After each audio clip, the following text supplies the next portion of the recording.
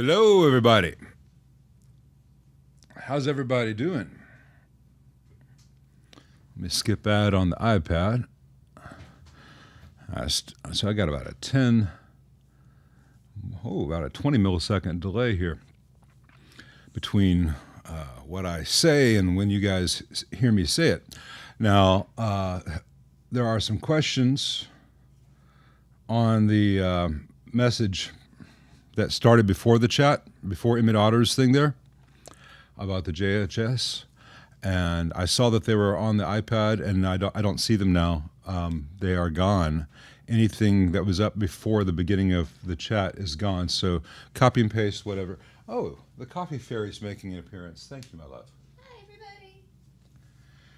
everybody. Now we're in the sweet spot. So any questions added to the chat before the chat started, please put back in, and I will get to them. So let's get started. Hope everyone's having a good day, a good Saturday. Emmett Otter says, hi, Lyle. Hi. Hey, Emmett. How are the jug band doing? JHS Pedals is reproducing Ross pedals. Yeah, I've worked on the originals. They were kind of crappy. I associate them with...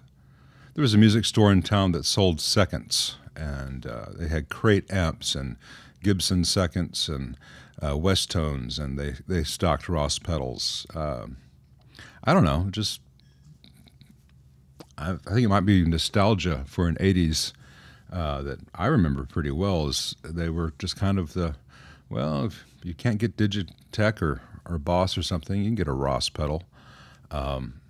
Maybe they were sleepers and I was unaware of them at the time, but I've never played one that I thought sounded, oh, that's great, and I have repaired one or two and thought, that's not great. Braxton says, yeah, on the Silverface era Fenders, that 2000 picofarad cap from the grids to ground on the output tubes, those are mostly there to keep oscillation out, and the oscillation is mostly caused by all the bad spaghetti wiring in those amps. So if you clean up the lead dress, really shorten things, and I can typically get a foot or more of excess wire out of a 70s Fender. Once you do that, and you have the lead dress much more like it would be in, say, a 65, 66, 67 example, then you don't need those caps on the output grids because there won't be any oscillation to prevent. And Chris R. asks, is it normal to have the cut knob at or near max on the AC15C1X's top boost channel? No, when playing single coils with a tone knob on the guitar up. No, I would usually have it about 10 o'clock to 2 o'clock, depending on your preferences. But it is very, very easy to set the tone stack way up too bright in that thing. So start by putting the treble and bass at noon and then edging each of them up towards 2 o'clock. And you're going to find somewhere between noon and 2 o'clock typically on each, and just subtle variations will affect the mids. It should not be painfully bright, and you've heard plenty of AC15C1Xs on the channel, both stock and modded, and in stock form they're not harsh amps. But it is very easy to make an AC15 or an AC30 sound terrible. The cut circuit should never be maxed out for full darkest sound. It's a little confusing to people because the tone cut is wired backwards on certain models than others. So on some of them, clockwise is brighter, some of them clockwise is darker. But generally, dial it in with a cut somewhere towards the middle and then just make fine-tune adjustments to the output with the cut. So odds are it's the tone stack you need to make better friends with.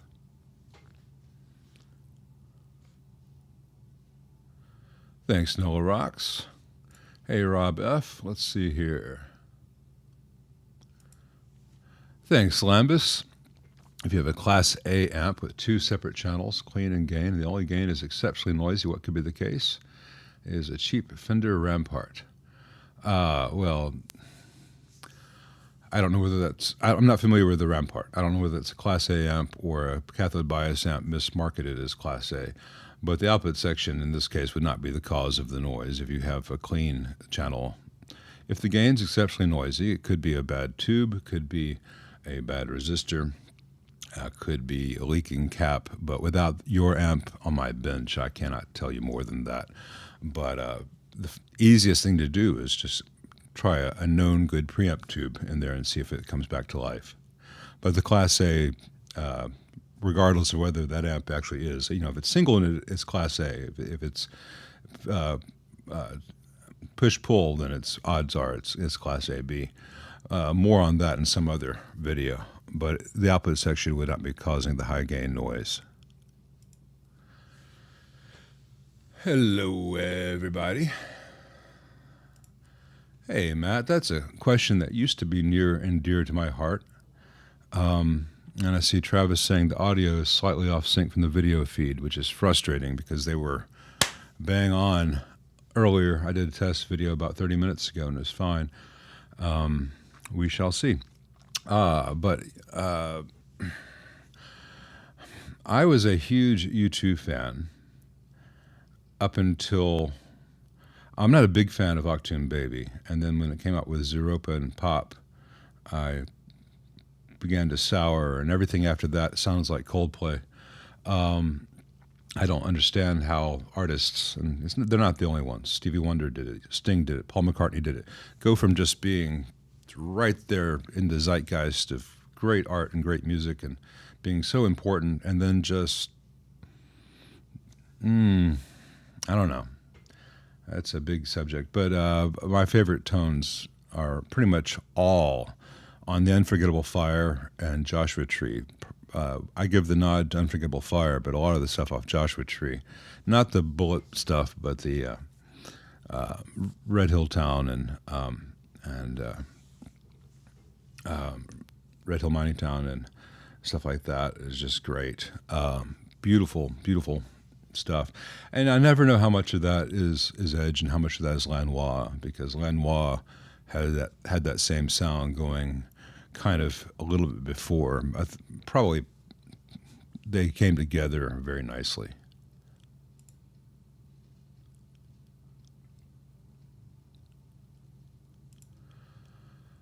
Hey, Stephen, I don't know what the market prices in Europe are. So I know the euro is roughly equivalent to the dollar. $700 is not bad for an AC30 CC2.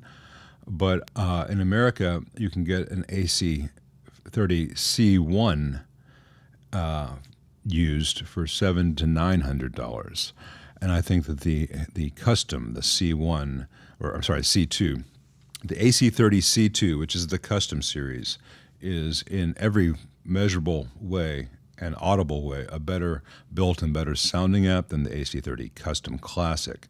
So even if $700 is a good price in Europe for a CC2, and $900 is what they're going for on the C2, I would find a way to save up another 200 euros to get the custom version. Or, and this is important, make sure that the AC15 C1 is not enough for you, because that is a very loud 15 watts, especially if you get the X with the blue, Celestian Blue, which is a very efficient speaker. Both of them weigh a lot. The only downside to either amp is that they are extraordinarily heavy for their size. Most of that is the cabinet. I really wish someone would come out with a lighter weight cabinet that those modern Vox chassis would slide into. That would be nice.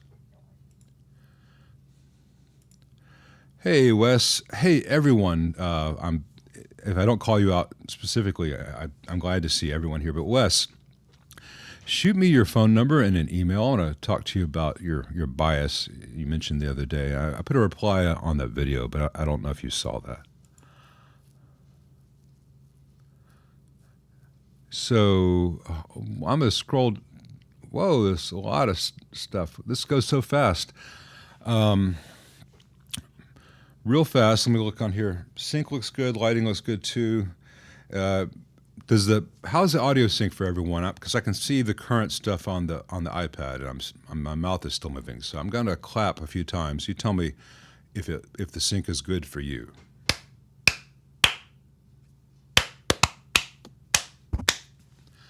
And I'll look in 30 seconds and see how that goes. So let's see here. What have I missed? I may have to skip some things like what my favorite U2 sounds are, et cetera, just to get to things that people can really only get in a situation like this. Hey, Bambule, or Bambule, B-Ambule. I would choose resistor types based on noise, reliability, and the circuit that they're going into. So if I get a 66 deluxe reverb, like what came in, I showed last week, I'm always going to try to put carbon comps in there because Fender used good carbon comps, and good carbon comps sound appropriate in that amp, and there's no real downside. Not in the power section, not in the dropping resistors, but into the signal path. If I get an old Vox in that had carbon comps, well, the carbon comps that Vox was using, the JMI era ones, those are terrible. The Hunts and the Eries are just unreliable pieces of, anyway, the crappy. I changed those out for carbon films, which Vox also used during that era, which were a better choice. In old Marshalls, it's almost always a carbon film. Some earlier Marshalls and transitional Marshalls had a few carbon comps. I may use some there, here and there. And anything made after about 1969, my preference is to use carbon films.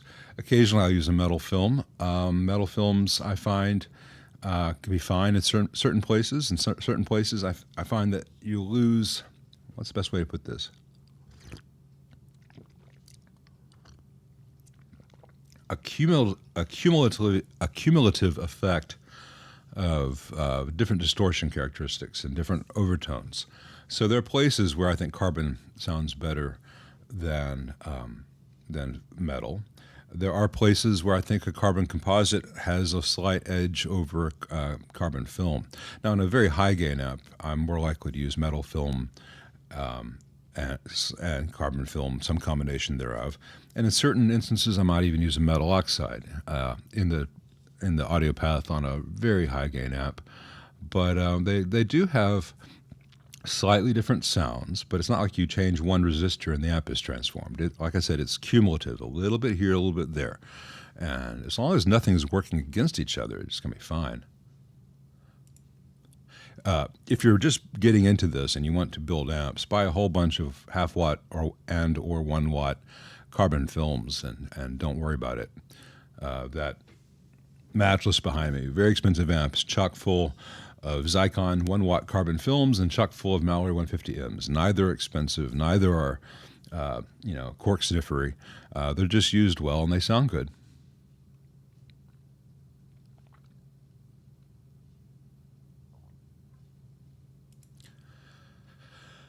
Hey, A Joseph 86. He's got a 5F2A kit build with negative 50 millivolts on the jack. You got 3 millivolts on pin 3. That sounds really wrong. If you only have 3 millivolts on pin 3 and you have any voltage, negative or positive, on the grid at the jack, I assume you mean the input jack. You've got a problem with your cathode, or you've got a problem with your heater, or you've got a problem with your plate resistor. I would need to have your amp to measure at this point, but if I see an amp like this and there's no voltage or microscopic voltage at the cathode, which is pin 3, then I'm thinking, okay, it doesn't have a path to ground from the cathode, or that triode is not being heated. I'll check my heater connections, or there's no voltage present at the plate. Check for plate voltage. If every preamp tube, well, almost 99.99% of preamp tubes you're ever going to run into in a guitar amp are cathode biased. There's some earlier ones that are grid leak biased, and there are a few other ways to do it that people rarely encounter. But a cathode biased amp must have X voltage at the cathode, which is higher than Y voltage or 0 voltage at the grid. And so if the voltages are off at the cathode, specifically very low or 0, then that grid gets forced down, and that may be what you're having there. So it's probably something simple, but I can only give you those pointers. I cannot diagnose it more exactly from here. Aloha Victor, pin 2. All right. Well, that's even weirder then. If you have 3 millivolts at pin 2 and you got negative 50 millivolts at the jack, is that with something plugged into the jack, or the jack itself should be grounded out? I would triple check all your wiring. You've got something very, very wrong, and it could be something very, very simple. Hey, Freddie asks, is the Sovtech MiG-50 a decent amp? No, it's actually a terrible amp that just happens to sound great while it works.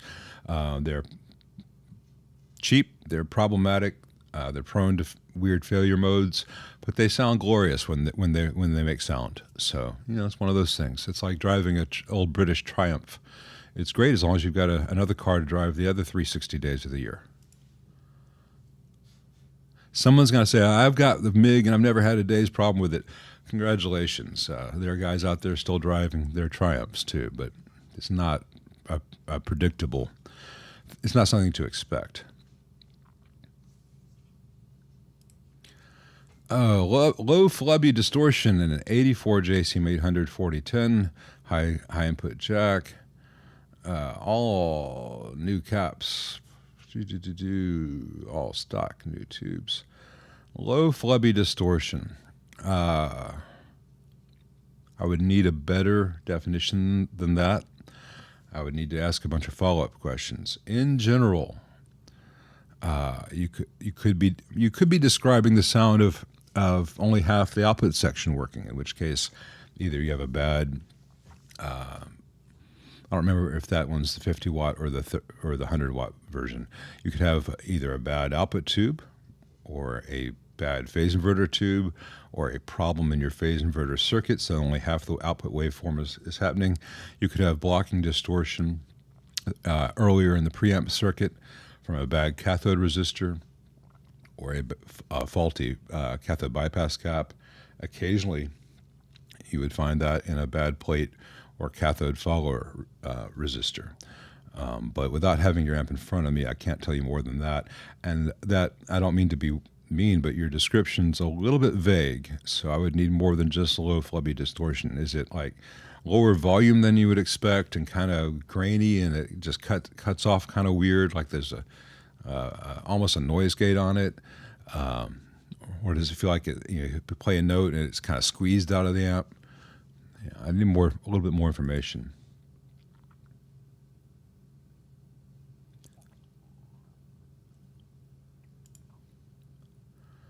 A 5F8A style amp for pedal steel guitar.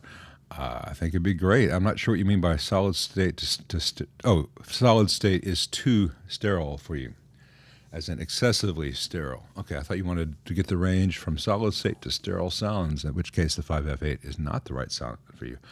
But the 5F8A is a fantastic amp, but most pedal steel players want a much louder, larger headroom amp than that. It's going to depend on your taste. Before you build one or buy one, see if you can play one and make sure it floats your boat. I think it'd be wonderful, but that would definitely be towards the, I'm not up on country pedal steel players, but when I think of steel players and slide players and lap steel players who would like that amp, I'm thinking like David Lindley, I'm thinking Daniel Lanois. So it's very much a character thing, which you might absolutely love.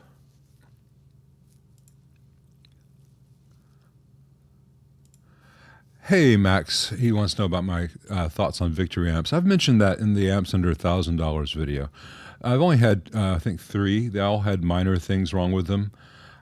They sounded good. My concern was for the longevity, and when they eventually do need service, that service will be, I think, artificially high because of the way the thing was constructed. It's some repairs you can do without taking the whole thing apart, but a lot of repairs you'd have to take apart the entire amp. It's not to the point of a Mesa where you've got to unsolder like 37 individual wires and put them all back together, especially given that Mesa likes to use holes in their pads that are way too small for the wires that go in them. But Victories, I think, sound good. I have no downside for them aside from eventually the repair costs will be a bit high. But I thought that they sounded good and were well built. They were kind of the exception in my lunchbox amps warning, which was mostly aimed at Vox and Orange lunchbox style amps. The Victories are better.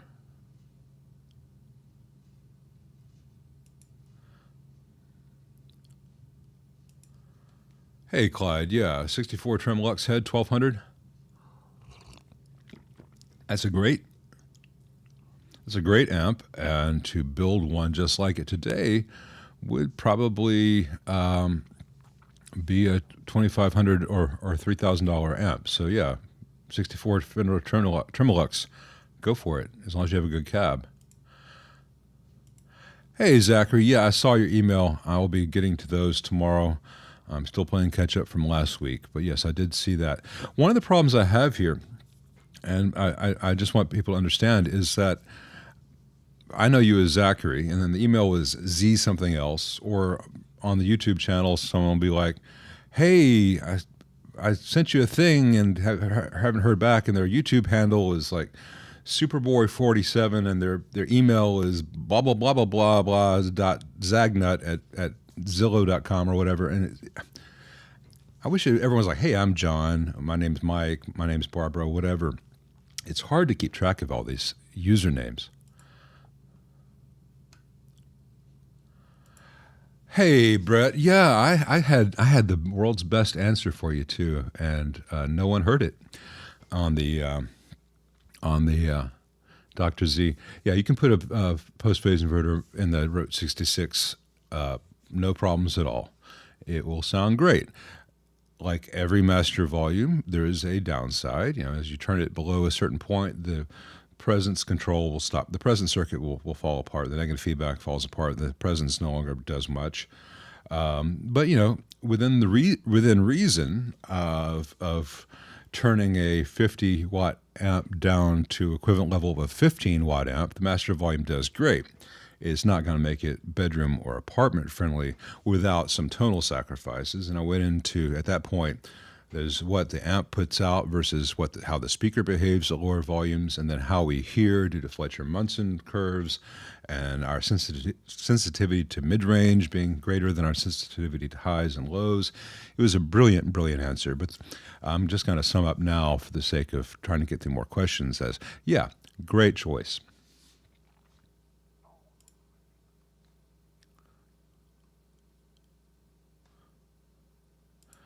Yeah, the 800 low end issues maybe just he's going through bad or the wrong cab, but again, it's a vaguely worded question. Hey Jeff, I don't personally know someone recommended Hickory, North Carolina, but I would call Mojo Tone and ask them if they could recommend a tech, because they're in North Carolina. They're going to know all the local guys that are good. And Mojotone, you know, seem to be good guys. Whenever I talk to them, I always end up with very friendly people who really like what they do and what, you know, they believe in what they do. That's good.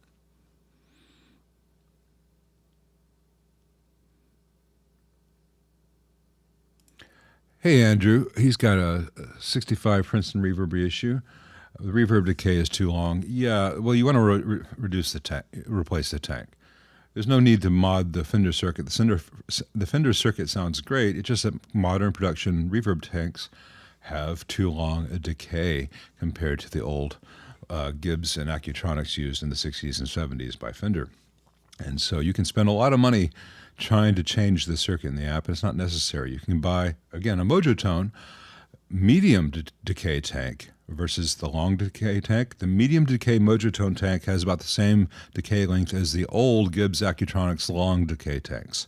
So it's like a $30 tank and with shipping, whatever. Spend $40, $45 with shipping. if you can plug in the back of an old stereo receiver and unscrew 2 screws, you can change that tank yourself. Do that. It's a better quality tank. It'll sound better, and there's probably nothing wrong with your amp at all.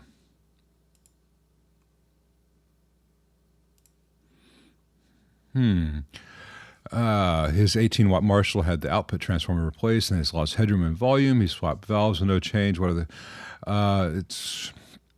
I'm trying to remember if that circuit has negative feedback. It's possible that when the output transformer was changed, that the grids were reversed, or the primaries were reversed, and you've got some oscillation, which is just eating all your power up.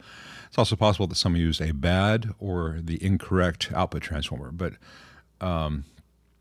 usually when you swap an output transformer, if it's done properly, you'll either hear no difference, or some people will say a subtle improvement, or some people will say, oh, it changed a little bit, the low end is a little spongy or whatever. But people usually quibble about minor differences if they notice any at all. But you should not expect radical sound performance changes like you're describing. So something was done incorrectly or done incompletely. And I don't want to besmirch your tech, but that should not be the case. Hey, Natas, thank you very much. Oh, Walter Wood's bass amp. I would imagine it's 4 ohms, but I don't have that amp, and I would look and Google that model and see, but probably 4 ohms, but I don't know what the power at 4 ohms would be on that model. Walter Wood's amps are very weird. There's very little documentation. It's very hard to keep track of them. I have not had one on my bench myself, but I have friends who are techs who have shared, frankly, horror stories about the way they were built and how hard it is to keep them going. So I cannot say that I'm not a fan. I can't say that I am a fan. I hope that if you've already bought it, that you have nothing but wonderful luck with it and lasts for years and years and years and always sounds great. Most bass amps will run at 4 ohms quite happily, but confirm.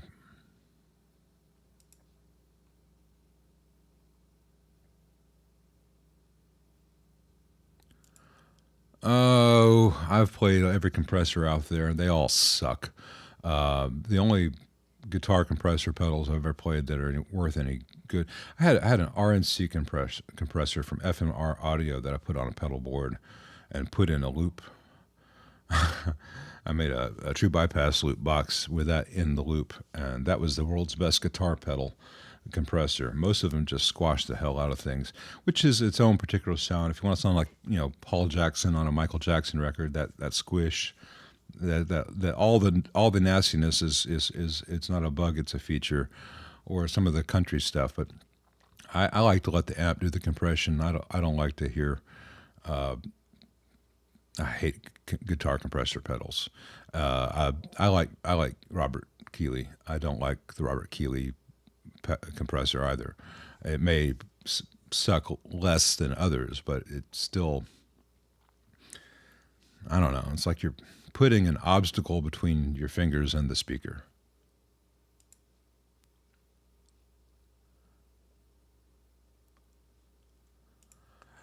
Hey, Darren, I don't keep up with that. I know that European regulations require just about every secondary of a power transformer to be fused. Mesa has never done that, and Mesa puts so much crap in their amps that there may not be room to add all those fuses, and being Mesa, they may not implement it correctly. And maybe there's some other things where Mesa's just, someone in Europe, whoever regulates that stuff, took a look at one and said, no, that's a fire hazard, we can't sell that here. Which has been my suspicion of Mesas for a long, long time. All right, so the audio sync seems okay to most people. Good.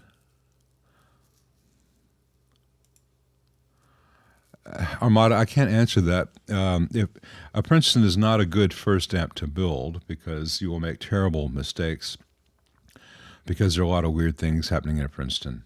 So if you're going to build an amp, the first one you should build is a Champ, and Make sure you understand everything you're doing. I've talked about this before. Before you build any amplifier, build dozens of pedals. Learn to solder on pedals. Learn to figure out circuits on pedals. Learn to work with voltages when it's 9 volts or 4.5 volts, not 450 volts.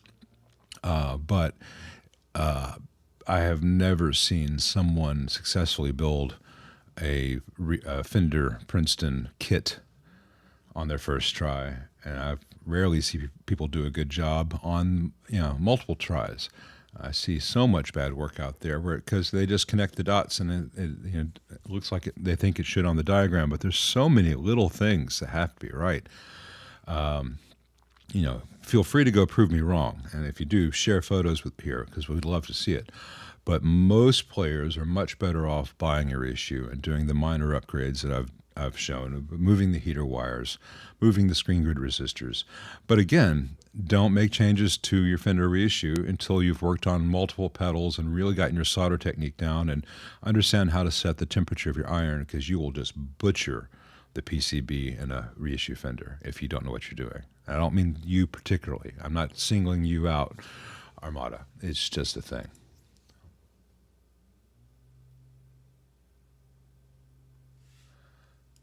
Hey, Jim. I think people will learn about amps in general from asking and hearing, why isn't my amp working right? And I appreciate what you're trying to do, but I also understand that most people don't have the vocabulary. And so when I say that's a little too vague a problem description, I'm really trying to help people build the vocabulary. But it is difficult dancing about architecture. So, no judgment of players. At the end of the day, I remember that there are a lot of guys who are on my channel who know much less about amps than I do, know infinitely less about electronics than I do, but they can play me under the table. It's like, if you were to go to YouTube and Google Mike Tyson versus, it'd be like a million videos coming up of him fighting other people, and half the comments are going to say, that guy sucked, that other guy sucked, Tyson beat his ass. Every single guy that Tyson put down in the first round would kick any of our asses in like 5 seconds. So, YouTube is full of rankings and stuff that's bizarre. So I don't dismiss people for not knowing something that took me 30 years to know. I'm trying to share with people. So sometimes if we have to get there with inexact language, that's fine. I still have coffee. We're here. But I do appreciate your impulse. Flip side of that is steel static. I cannot answer that because I don't have enough information. If the reverb squeals in a 72 Deluxe reverb and then stop turning on, ballpark estimate to get it fixed, that's the thing. I can diagnose it probably, but the ballpark estimate to get it fixed is the tricky bit. Where you're going to have a couple of things, most likely. Either you have a faulty cable which will result in a faulty ground between the send, the tank, and the return, or your V4 cathode bypass cap has failed open, in which case you're going to get terrible oscillation with V4A and V4B interacting with each other. So, and that if that's the case, then it could actually burn out something in V4 or that triode of V4. So those are fixable, but I cannot tell you what the estimate to get it fixed is because I don't know which of those is. It could just be dirty contacts on your RCA jacks, in which case it's going to cost however much someone charges you for a squirt of deoxit.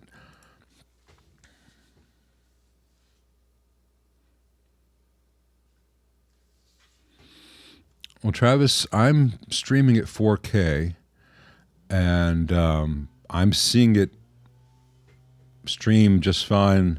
I mean, I'm not hearing it on my iPad, but I'm streaming at 720 on that because I don't want to have it's all on the same router. I don't want to interfere with that. But I don't know I think the problem may be at your end. I've had that happen before various things where people just don't hear things or things are staticky for them, but everyone else is fine. I do not know. Some people have good, some people have close, some people have bad sync. Travis said audio was faster than the video. Is the audio faster than the video for anyone else? That's weird. Hey, Charlie Plate, appreciate that.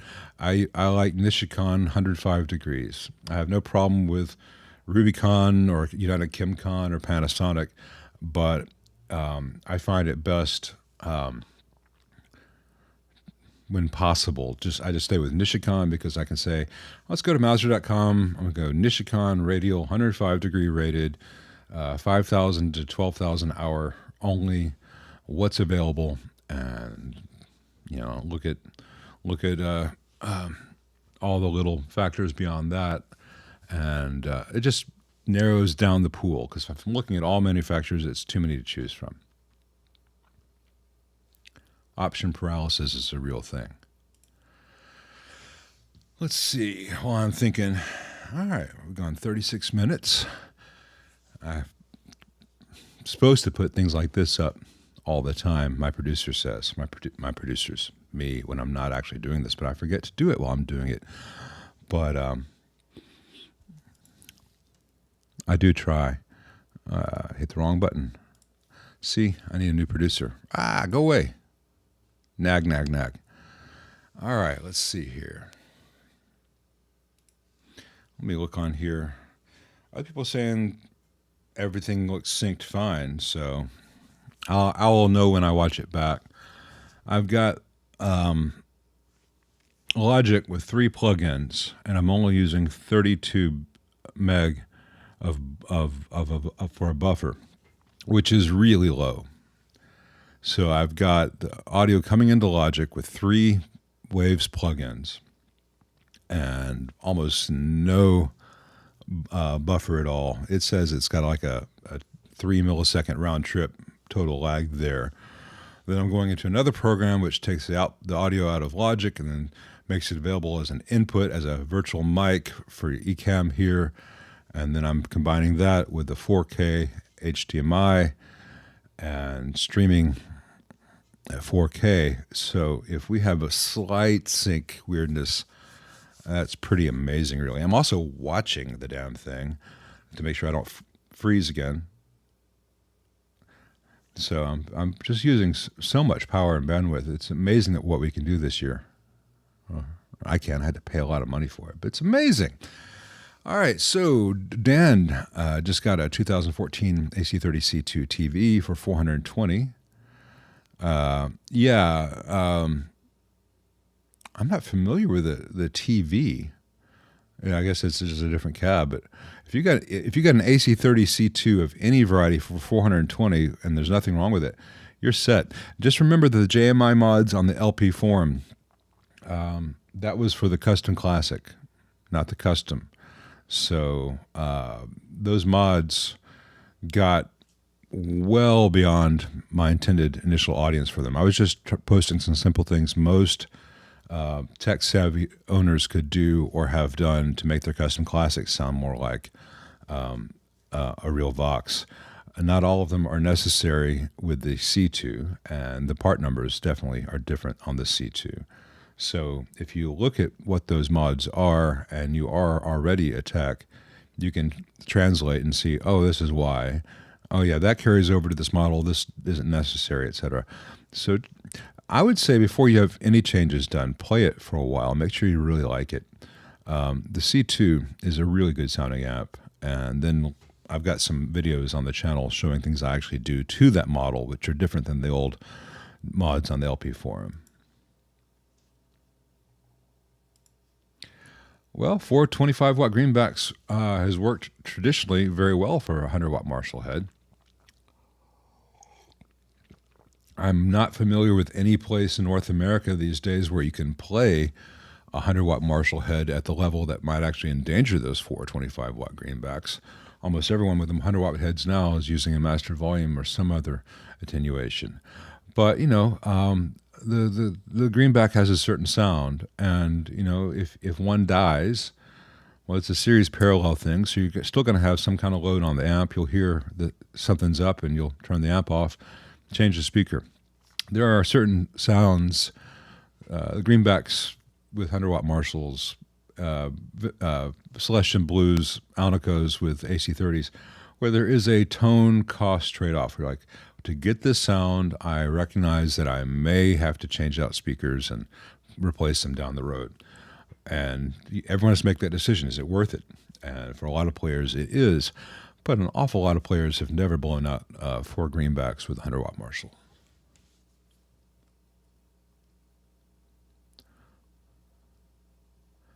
Let's see. People giving good answers on amps to build, et cetera, et cetera. JD, I don't mean that. This is not snark. This is going to sound like I'm being a jackass. I mean this seriously.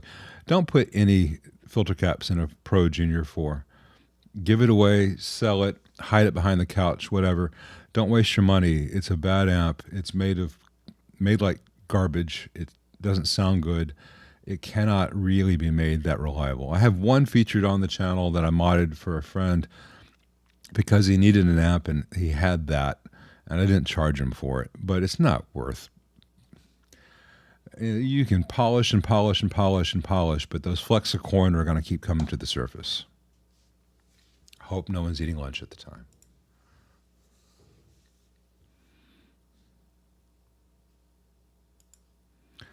Hey, if you like the Tweed Blues Junior and you think it sounds killer, then you're right.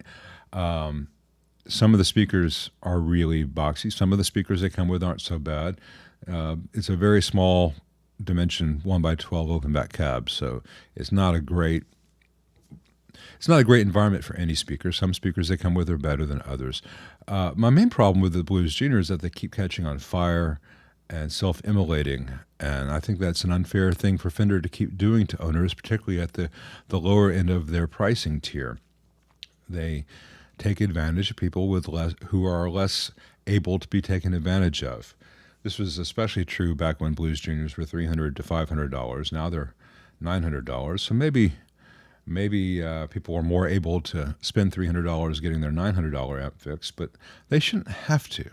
They should not have to, especially considering that the AC15C1 costs about the same as a Blues Junior and is infinitely a better amp as far as how it's built and constructed and how it lasts. Whether you like the sound of the Blues Junior better, that's fine. People out there love their silver tone 1484s, even though those things are really not very good by any objective measurement. I think if there had been, I'm not going to. I don't personally get the white stripes thing. Anyway, I'll just say that. Groovy Wes, I'll look forward to that. Hey, Charlie, I'm not trying to crap on you, but Sprague Atoms are no longer good caps these days, the big ones. The small values, the 25 volt, 50 volts are fine, but the big 500, 600 volt ones, no, don't buy big blue Spragues. They're garbage. Inside each one of those great big caps is a tiny little cheap cap, and they're built horribly.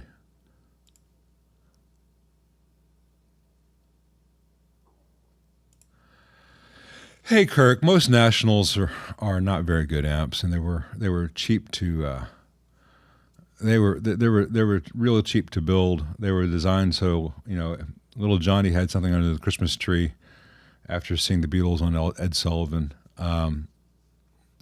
or something just for Sears and Roebuck to carry. Not worth shipping 2,000 miles, and it would need an awful lot of work to be made safe these days. Hey, Ummagumma, yes, I've been shocked. I've never been shocked badly because I'm very, very cautious. But the times I have been shocked are stupid mistakes where, let's see, I'll use this doghouse cover as an example. So say I'm working inside a chassis. And I just need to do one little thing in there. And the app's plugged into the wall, but I'm not going to be touching any of the big bad areas in there. And the app's powered off. And I'm just going to reach over this edge. Let's see, this edge right here to fiddle something. I will forget, and I will rest my arm over that ledge because I'm reaching in here to get something. And the little two prongs that come up on the power switch right there, you just brush that with your wrist, and you're awake. You know, hey, whoa, yeah, that was fun. That's why I shouldn't do that. And what's really funny about that, and not that I should make jokes about being electrocuted or shocked on here, I should urge everyone to take it very seriously, which I do, which is why I've only had this minor shock, really. One other I'll tell you about it. It's really funny. But for the next week or so, anytime that, like, I'll move my hand and an arm hair will get caught on a chassis, just for that split second, my brain thinks I'm being electrocuted again. I'm all, Elizabeth, it's a big one. But the worst shock I've ever had, I was at my buddy's music store, and he had in some Marshall from the 60s or 70s, I don't remember, and the chassis was out, and the output transformer had live primary connections. You know, there was no insulation on them. They were just solder tabs with wires going to them. And if you'd reached inside the cab, you could have gotten zapped.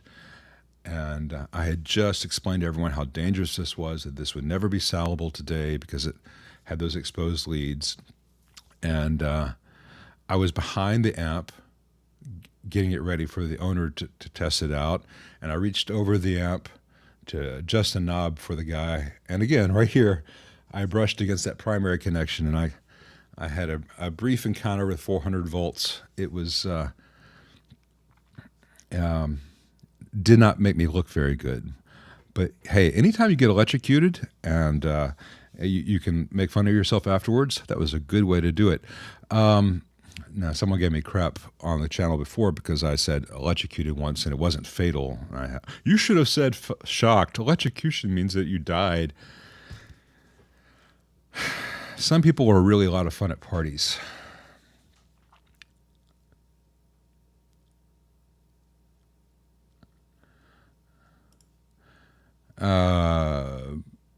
Yeah, Australian 240 volts. If you have a step-down transformer, it'll be fine.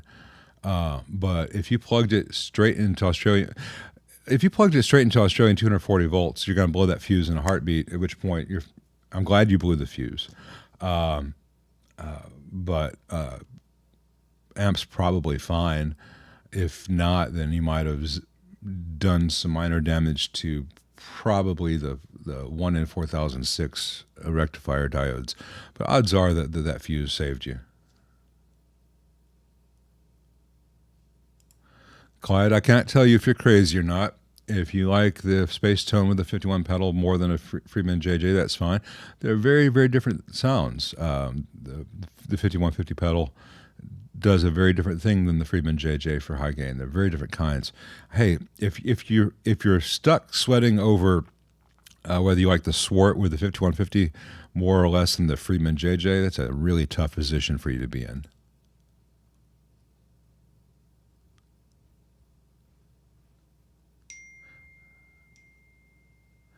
Let's see. Why is someone texting me in the middle of the stream? I thought I had this on Do Not Disturb.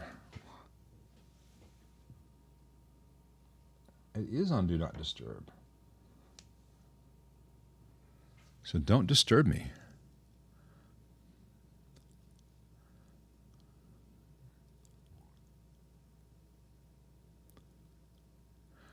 If you're...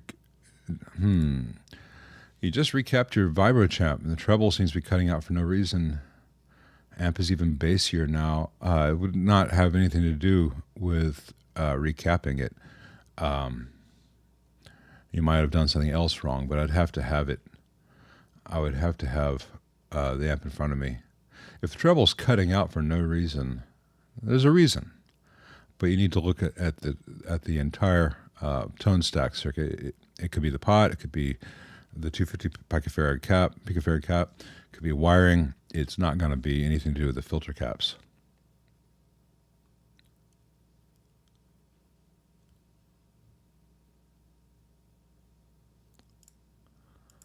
Hey, Bebop. I get most of my stuff from Mouser, Mouser. I get them from CE Distribution, which is the professional version of the same company that you guys could access as tubesandmore.com. And I get things from tubedepot.com. And I occasionally get things from hoffmanamps.com and valvestorm.com, and certain things I get from DigiKey, though I prefer Mouser's search engine. I don't get things off eBay. I don't get things off Musician's Friend, etc., etc.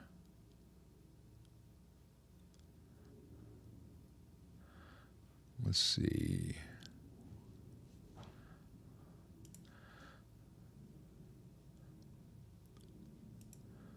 Hey, four-letter word. I've only worked on one katana, and I chose not to attempt a repair because while I had suspicions on things it might have been the power transistors. I had no way of confirming that because there was no schematic available. And while it could have been an output transistor, it could have been other transistors before that. It could have been capacitors in that stage. And I even looked at a video where someone thought it was their output transistor. It's a big chip on that thing. And they desoldered the entire thing and replaced it and spent about 2 hours doing that. And at the end of the day, that did not fix theirs. I would have to charge someone to do that. And it was a kid who was his amp. And I did not want to potentially charge the guy $200 to $300 to fix an amp where you can buy a new one for $350. I got a lot of shit from that on the channel because I declined the repair. I gave it back to the kid. I said, hey, look, I've disconnected the output section so nothing will get further damaged. The headphone out works. The USB out works. You still have a great practice/recording amp. You could run the effects loop out into some other thing if you need to hear it, but it's not cost effective to repair this one. Now, that's not going to be the case for every katana. I've had some other modeling amps come in, like Line 6 Spiders and stuff, where I'll open it up and, that one little electrolytic went, and I'll just change out that one little electrolytic and the amp lives again. Or a pot needs to be cleaned, or an encoder switch needs to be replaced. So there are katana failures that I could fix, but the only katana that I've had in, I chose not to. Again, if you think something's going to be 2 or 3 hours worth of work, and that approaches or exceeds with parts the cost of an entire new amplifier, I still get shit from people for not bidding that kid over.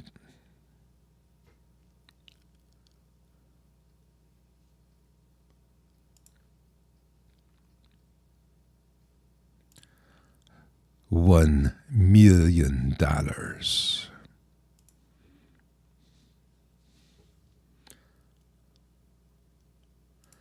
Yeah, Antique Electronic Supply is the same as tubesandmore.com. CE Distribution is the pro version of that.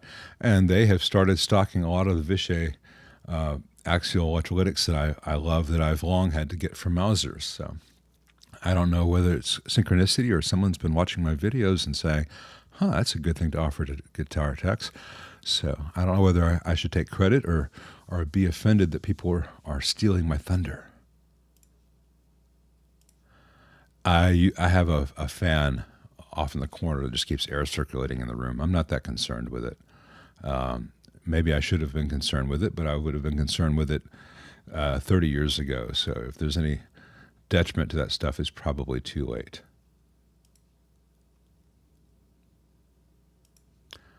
Hey, Vincentius, he wants to know if I'm still satisfied with my 61 standard SG. I'm looking forward to buying one. Was curious if you still bond with yours. I bond with it all the time. In fact, I think I'll bond with it right now.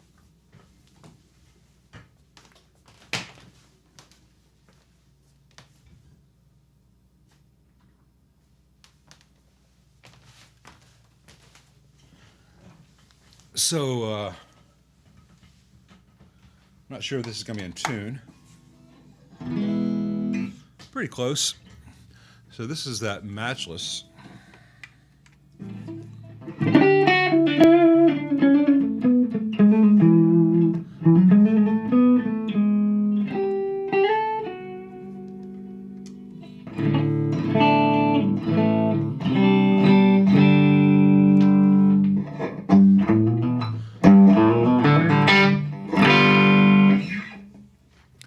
can't play like this. I've got to hold it down here where you can't see it. But yeah, this guitar is great. It's just a really good one. You know, people saw me go through the whole saga of tuning, and I ended up after all that taking the Vibrola arm off because I rarely used it because the Strat is better at that. And I found it getting in the way of the knobs. It does stay in tune if I do use it. So that was nice to win that battle and then be able to choose not to.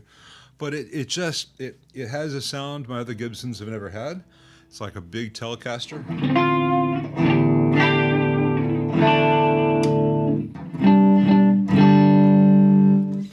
And everyone who comes over and plays guitar through the amps, even if they don't make the video, they give it a spin. People universally love this thing. This really sounds good, and it's very comfortable and lightweight.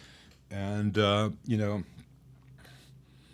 I had this and I had that Les Paul at the same time. There's a reason that when I got the opportunity to get that 335, I sold the Les Paul and kept this bad boy. So, hey, bonjour, Alain. I think just in time for Alain, Fluid Audio Group. He's a great tech up in Canada, guys. Tends towards the high gain side of things, but I don't hold that against him. And okay, thank you, Tom Hamby. Appreciate that. All right, we're going to get 2 questions and then take a first intermission. Divided by 13 amps. Yeah, I see people using them and getting really good sounds. And, you know, so they do a certain thing very well. And I know that Rusty Anderson uses them with great success, and various people have them and love them. The ones I've had in, when they have failed in drastic ways that would have been prevented if someone else had had a hand in the design. A lot of cloth-covered wires for heater supplies, not routed very well. A lot of hot tubes, physically way too close to each other. Not great structural support in their designs, specifically for the bias circuits. And this is where it gets unfair because I don't have an example to show you right now. And I don't want to malign something without being able to say, this is precisely what I'm talking about, because this, I'm just, you almost, I mean, if you've watched enough of my videos, maybe you believe me just for saying this. I would never buy one or recommend to someone that they buy one, because the risk of catastrophic failure is really high. And I've not been impressed by any, you know, there's no innovation in them. It's just saying, hey, let's take this part of a Marshall circuit and this part of a Vox circuit and merge them.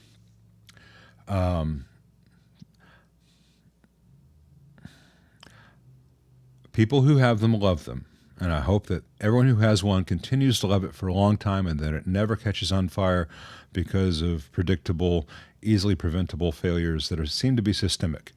But I don't have an example to show you. So, all right, we're going to go to Tom Hamby's Super Chat right before we go take a break. He has a new DRRI, has a slight hiss and sync with tremolo, and an increase in the noise floor when turning the volume down to 1. Is that normal?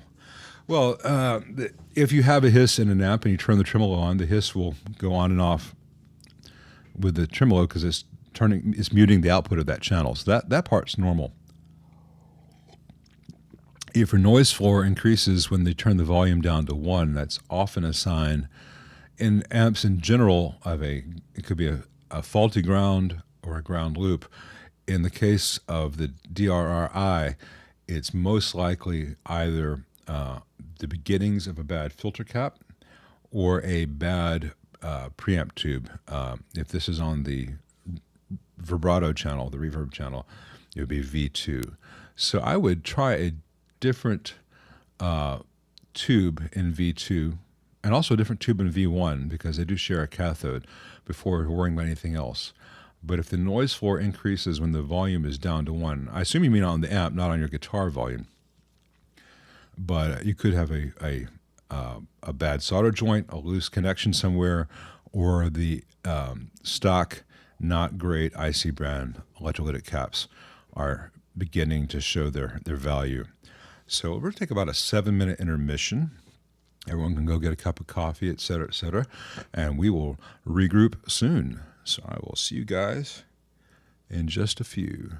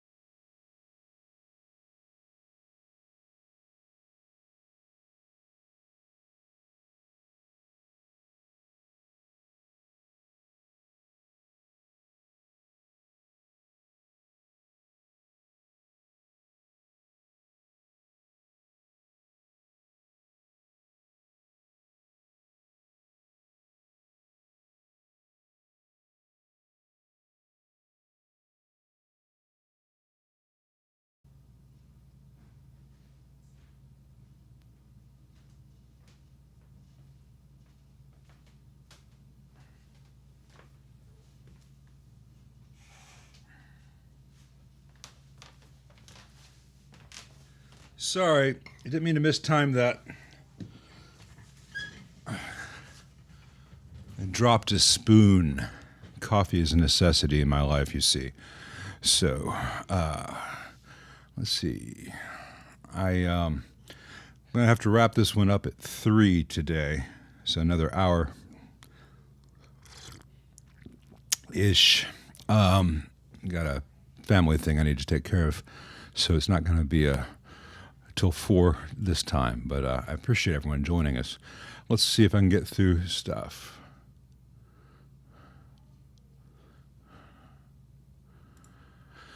JJ's in combos turn microphonic. Thank you, Klaus, on the 40K thing. Klaus Bach. If you can get a tongue saw, they're still quite good. Electroharmonics tend to be quite good. But right now, I'm having the best luck with the TAD red bass 6v6s, and you'll be seeing a pair of those go into that 66 Deluxe Reverb tomorrow or Monday. They just arrived. They're in one of these boxes around here. Thank you, Robot Songs. Appreciate that, man. Very nice. Every live stream I do, whether it's here or on Tone Talk or on sorry, got a guitar cable in the way of my chair. The podcast I did a couple weeks back for Vertex, everyone asked me this. They are overpriced garbage. They're absolutely no better than the much less expensive reissue. They don't have the correct tremolo circuit, and they call it custom. What it really was, I'm plugging in my phone. They call it custom. What it really was they just could not sell the components used in the traditional opto trim in Europe, so they did not put that in there. And those blue molded plastic caps are just regular cheap caps covered in blue plastic.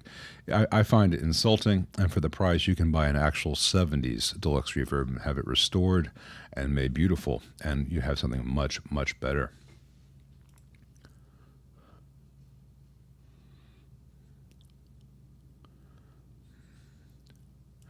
Hey, Frank, I'm sorry. You got an SVT5 Pro, only one channel is working, and it fried a speaker. Yeah, they are lemons.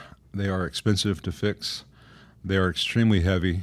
They don't sound all that fantastic. I don't recommend that you throw any more money at it. I mean, for the price of repairing an SVT5 4 or 3, you could probably buy the Aguilar 300 watt definitely, or the 500 watt little head, and get a better sounding amp. At some point, certain technologies sunset, and I don't care for those SVTs in the slightest, and I would not throw any money at it. And I'm sorry about your speaker. Whenever you have a solid state amp, before you try it with a speaker, if you get an amp in for the first time, always connect a speaker cable to it with nothing at the other end. Won't hurt the amp to be powered up without a load. But then measure with a meter for DC across that plug. If you have any DC present at all, don't connect that to a speaker, because when a solid state output section goes, oftentimes it will leak sometimes significant DC, which will damage a speaker. Now, there are certain solid state designs that will have DC present unless there is a load, but the DC present without a load is not going to be, 25 volts, 75 volts. Usually when a output section of a solid state fails, you'll have fairly significant DC voltage on there, and the speaker can last a few microseconds. So, which is a shame.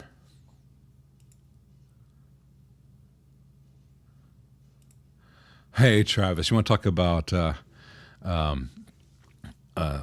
luck? I used to be Caldwell at bellsouth.net. That's how long I've been on the internet. I had Caldwell for the entire damn Bell South region. I had Lyle Caldwell at a certain provider I won't give out now because I don't want to get emails at that provider as well as the business. But I forgot the password and couldn't get back in to change it, so I had to change that to some variation on my full name.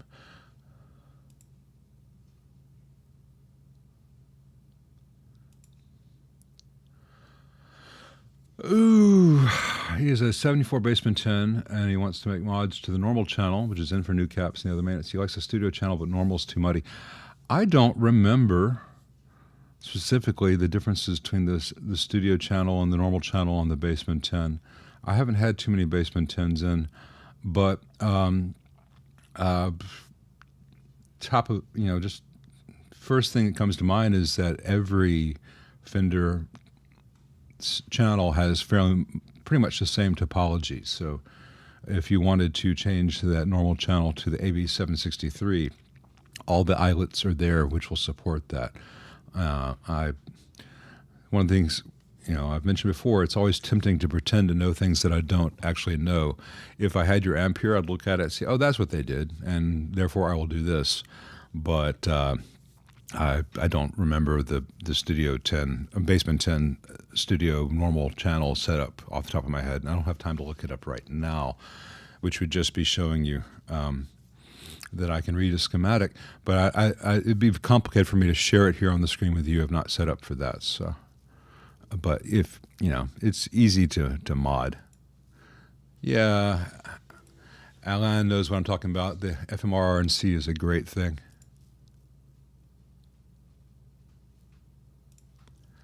Hey, Butcher Pete, thank you very much. Well, preamp tubes are biased, but they're self-biased. It's a cathode bias setup. And with output power tubes, certain amps, Blues, not Blues Junior, though they should be. Actually, some of them, new ones might be. But you get a lot of cathode bias amps. That could be an old Fender 5E3. It could be an AC15 and AC30. They are cathode bias. So you set it with a fixed value resistor, and that is the way that amp is biased, versus adjustable fixed bias, which gives it, I don't want to get too complicated. Fixed bias lets you have a louder, cleaner signal. It is a more complicated circuit. You have to create a separate negative voltage supply for that. So that's what you find in say, a Fender Twin, a Fender Deluxe Reverb, a Marshall 100 watt. Most amps today, I think, are probably fixed bias. But there's no point in doing a fixed bias preamp tube, as Matt Fields alluded to earlier in the chat, though I didn't read it here. Fixed bias isn't necessary for a preamp tube, but it can give great benefits with a pentode output tube. The real answer to your question is 2 hours long, but that's the answer you're going to get today. Sorry.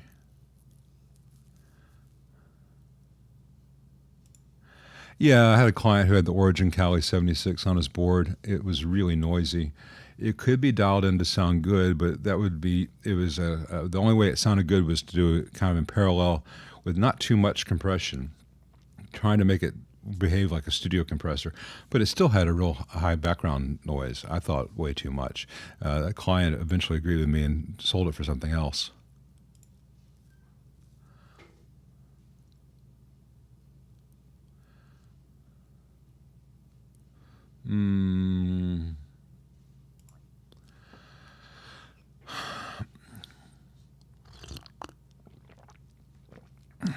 I don't know, because I don't know every small builder out there as far as old 50s and 60s Gibson amps. I know that a lot of what's happening in certain cars is coming from that heritage. Some of the stuff that I found in the Swart is coming from that heritage.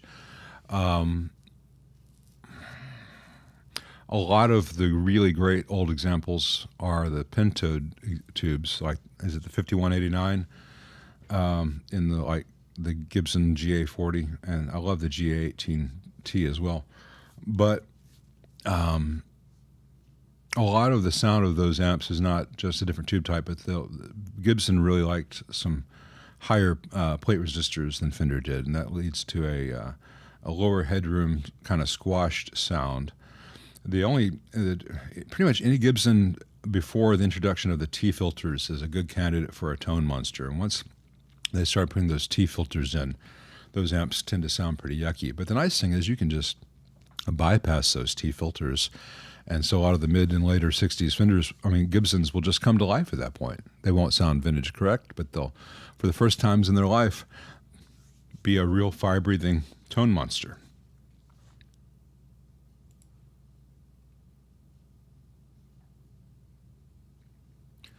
let's see.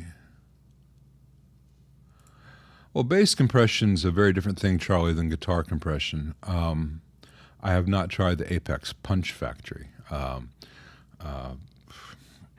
My concept of a bass compressor is an LA2A. So, does that make me a snob? Okay. But most of the time these days it would just be a plug-in version of that. But, bass is an odd thing in that a bassist is not surprised to run into a really good Countryman DI or perhaps a Avalon mic preamp,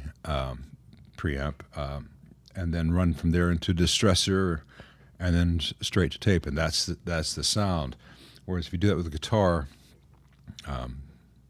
it's going to sound very weird. Bass is a very different instrument in how it's processed and the sound that we want from it from a guitar, even though they stemmed from the same root instrument to some degree. But bass compression can be very, very necessary. Guitar compression I rarely find necessary unless you're doing an over the top effect. And like I said, for some country guys, the Brad Paisley thing, it could be useful. For the Paul Jackson stuff, playing R&B rhythm guitar, that's a certain thing. But if you go too far with it, you end up sounding like later Duran Duran. You got to be really careful with that stuff. I love older Duran Duran. That's not a slam on Duran Duran. It's just some things are too processed. And Andy Taylor never had the best guitar sounds. And everything around those guitar sounds was great, and some of those guitar sounds worked in context, but weird, raspy, thin stuff.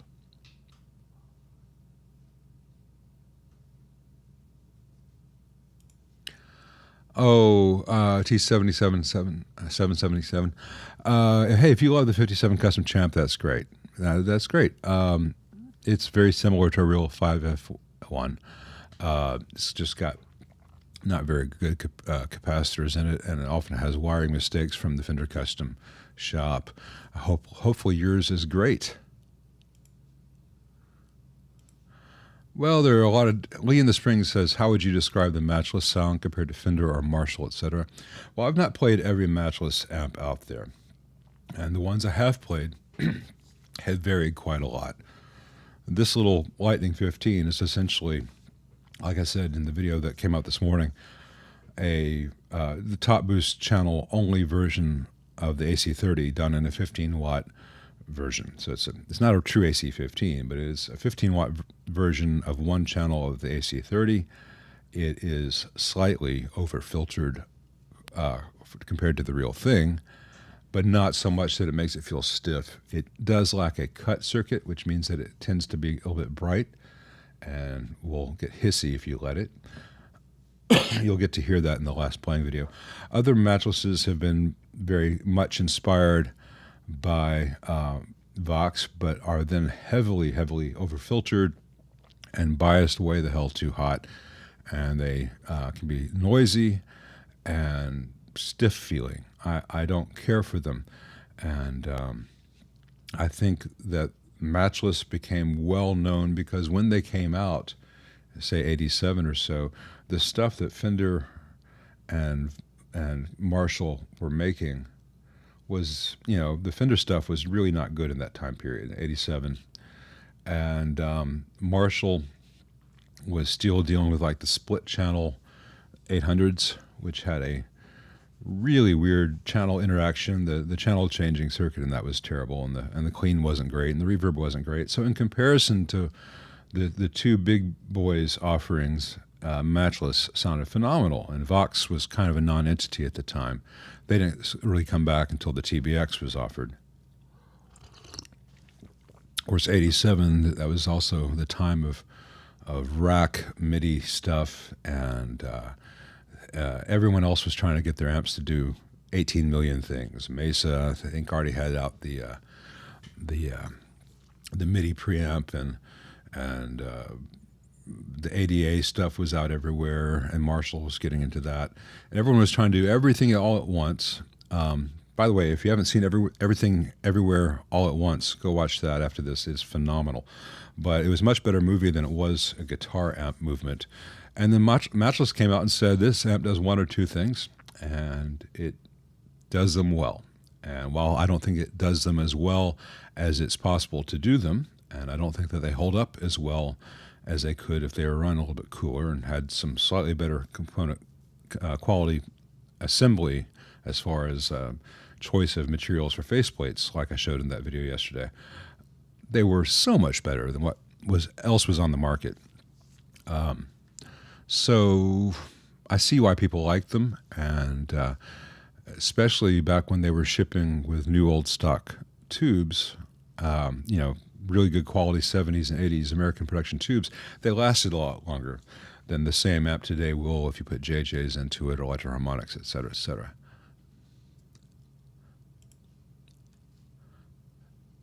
Thanks, Bent Tom. I appreciate that. I hope that Brad slept in and then is having a lovely breakfast and maybe going for a walk out in the beautiful Australian countryside. Because last week he got up at like 3:30 in the morning to moderate this, and that is just, he's such a good bloke. He's been such a good friend to me, and I don't know that I'd wake up at 3:30 in the morning for anyone else's channel. But I hope that he's having a great day and is just taking some time off. He needs to. He's been working his ass off, and it wears you down. And at the end of the day, no matter how much we love guitars and guitar amps and stuff, it's nice to have a mental break from it from time to time. That cannot be your everyday life experience. And I know he was just really slammed with amps and guitar refrets and stuff. And hopefully he's off somewhere having brunch and getting his nails did.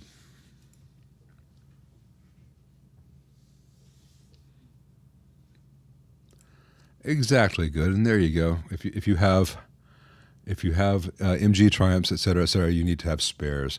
Either that or you need to have a little old British mechanic living in your attic. All right, let's see. Let's see if we can get caught up to... Thank you, Wes. Appreciate that. Let's see if I can get any questions. People are talking about sync now.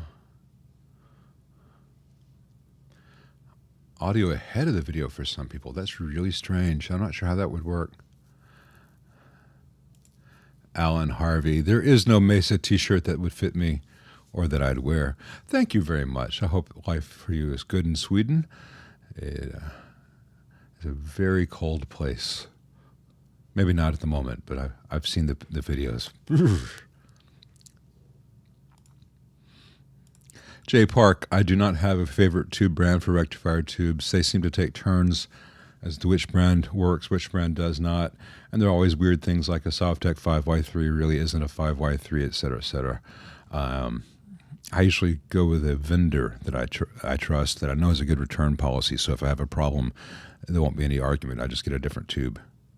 But in general, JJ's and Softeks work okay.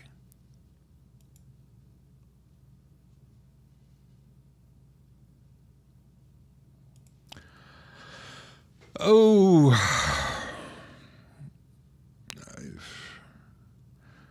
they're not going to blow out a fuse in a class 5. And if you have a fuse blowing in a class 5, it's not because you have EL84Ms in it. You've got something else going on in that. The class 5 has got I think it's R6. It's got a big honking resistor in place of a choke. And that resistor is on little metal stands on the board. And it was designed in such a way as it was supposed to clamp onto the board before soldering, and they never really clamp it on there. And it's rarely even seated all the way against the board.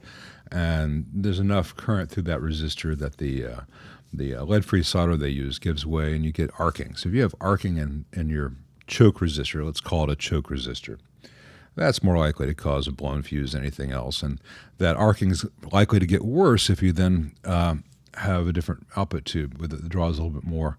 So I've never had a class 5 where it did not benefit from removing the lead-free solder on R6 and then fully seating those metal legs and then crimping them over so there's a mechanical support there, because it's relatively high mass component, and then resoldering that properly.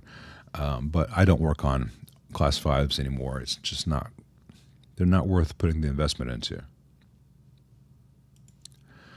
Yeah, it does. Not as much as some people claim, but it does play a role. But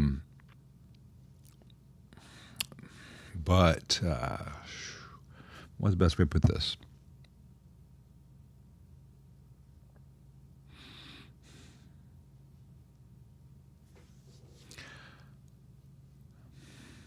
I mean, I've seen the videos of people just putting strings between two nails and putting a pickup near it and saying, see, that sounds great.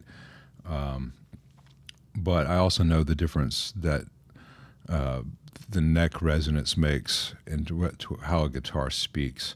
It's really complicated. It's not like you can say, this is the most important thing, or this is the most important thing, or that.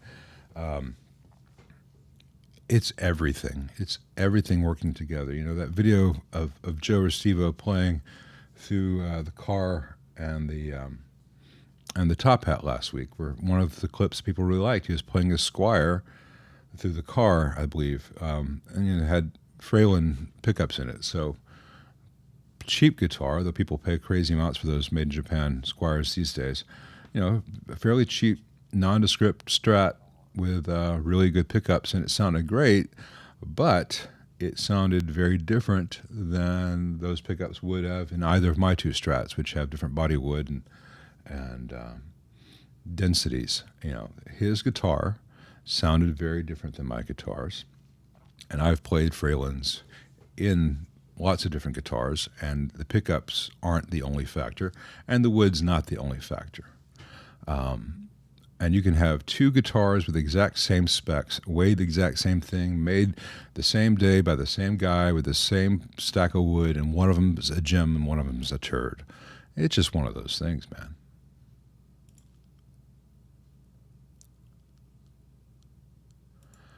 Yeah, you can combine pre and post phase inverter master volumes. Use a little bit of this, a little bit of that. It's just most people don't, because it's a complication for most builders, and would lead to option paralysis for most users. But I've done it. I've done it while trying to see which one I like better. And there are variations on each. I've done amps which had like 6 different master volumes, all switchable. And I could try this kind of pre-phase inverter, or that kind of pre-phase inverter, or that kind of post-phase inverter.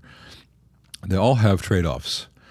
At the end of the day, I like to go with the thing which has the best repeatable result with predictable behavior with the fewest numbers of parts, while offering the best bypassed sound, and making sure that the output tubes always have a bias reference.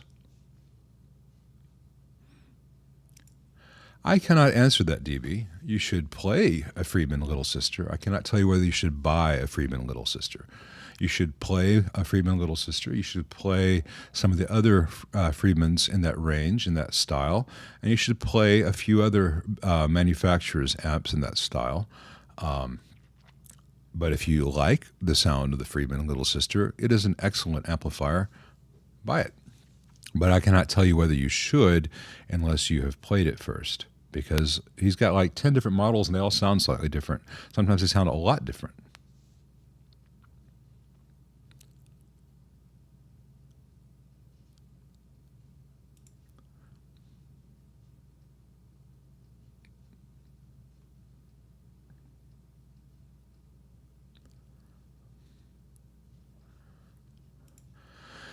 DB says, or asks, Friedman Little Sister versus the new Marshall JTM 20 watt reissue. I have not heard the JTM. I have not seen it. I have not looked inside it. I have seen photos of the inside. And I have had the Studio Vintage 20 and the Origin 20 and the Origin 50. And everything that I saw in the photos of the JTM 20 made me think this thing is another variation on the stinkers that are the Studio Vintage 20 and the Origin 20. So while I could be wrong and the JTM just sounds great and is built fantastically, it did not look like it was built fantastically, and it did not look like anything that should be sold anywhere near the price point of the Friedman. And the Friedman is, at the end of the day, a fairly inexpensive amplifier, especially if you look at what the cost of amplifiers are historically. To get the Friedman stuff, they're all around $1,500-$1,600 new, for the heads. Maybe some are a little bit more. You get an awful lot for that. And then, the Studio Vintage is in that same price, and it's just a piece of trash. So I would love for the JTM20 to come in for me to be able to say, this thing is just the tits. Just buy this thing. Don't need anything else. It's gonna last forever. It's built great. I would be highly surprised if that turns out to be the case. Whereas I know that the little dirty sister or whatever is a good amp. Little sister, dirty Shirley. If it's like Friedman had a wheel of weird, vaguely unsettling terms, and just wherever the wheel stopped, that's what the amp was named. So we have not yet had the Dirty Sanchez.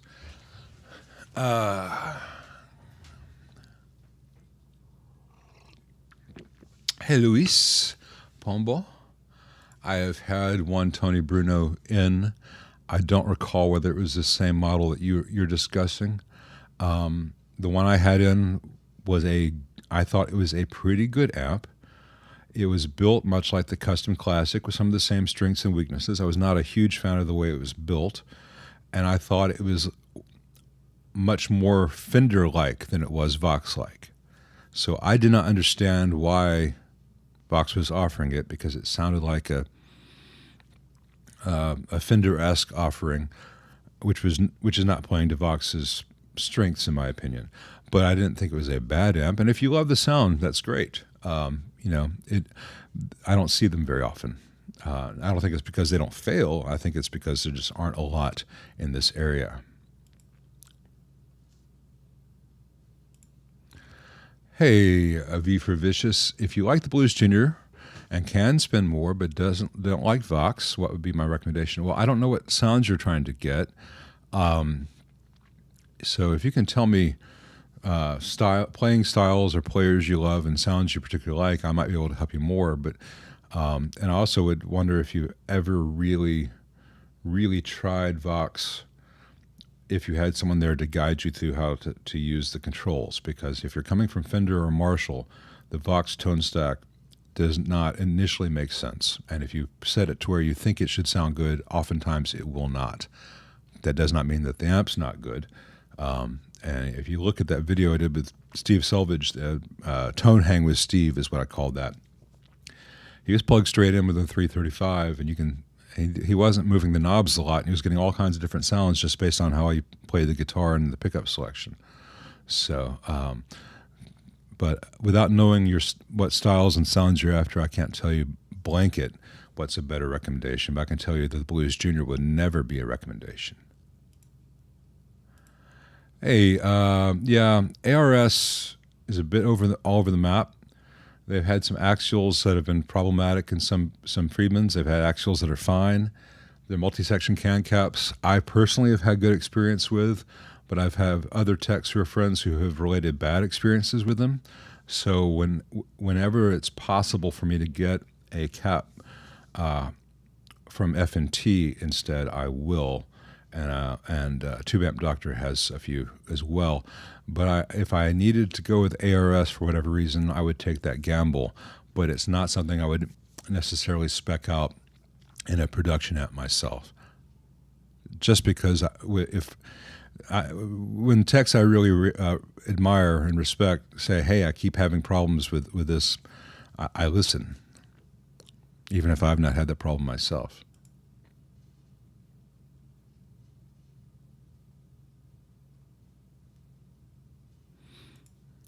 Hey, Matt Johnson. To a degree, it depends on whether there's a negative feedback circuit. A negative feedback circuit is when you get a present circuit, and if it doesn't have negative feedback, then a cut is nice to add.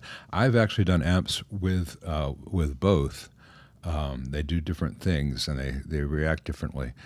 I would not necessarily do that again. I don't think it was necessary, but I did do that, and it's not a bad thing at all, because the cut circuit.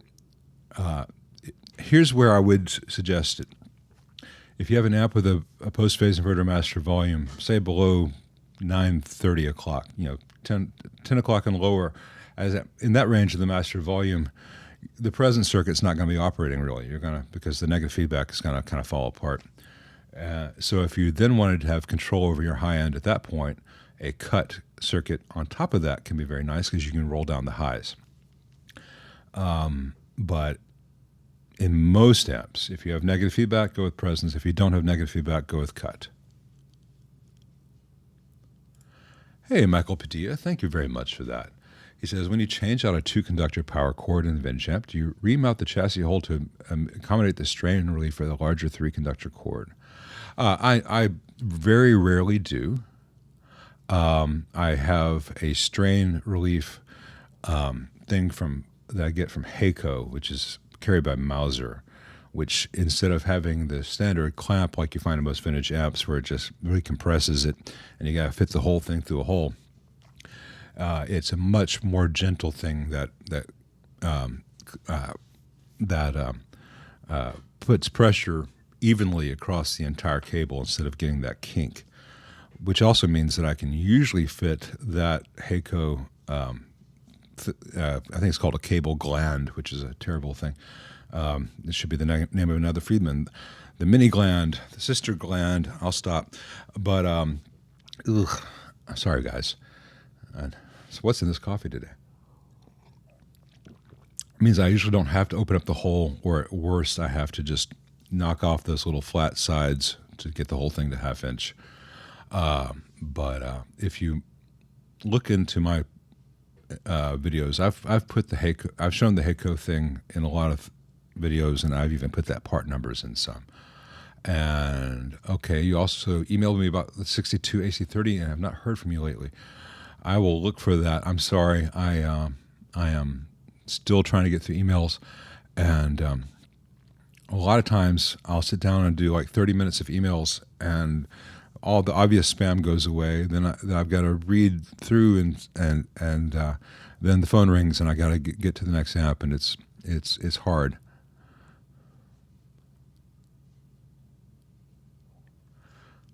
People are comparing getting shocked.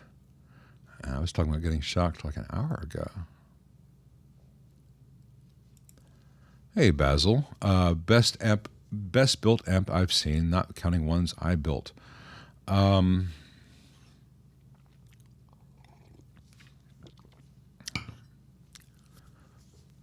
I'll tell you, there are some that are really beautiful.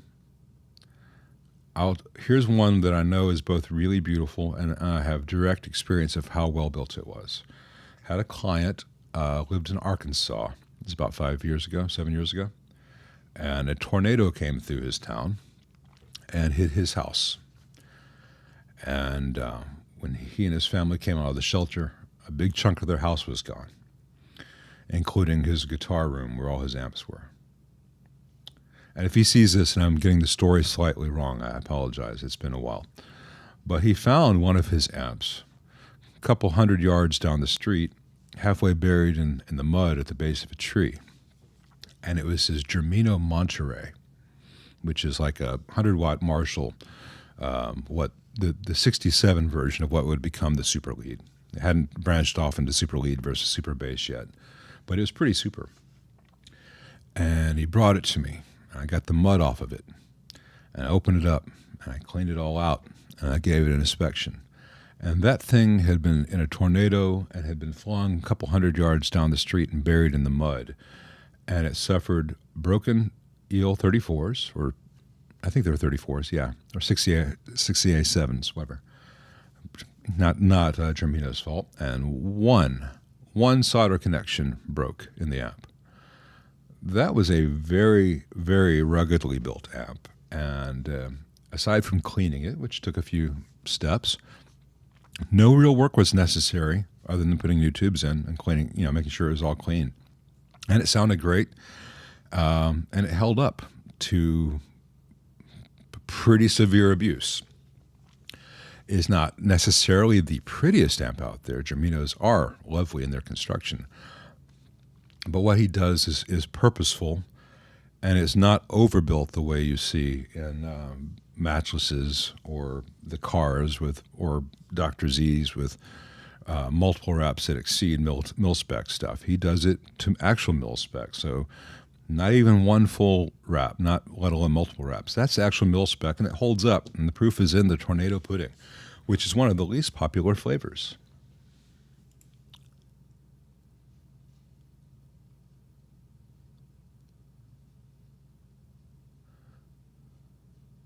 Let's see.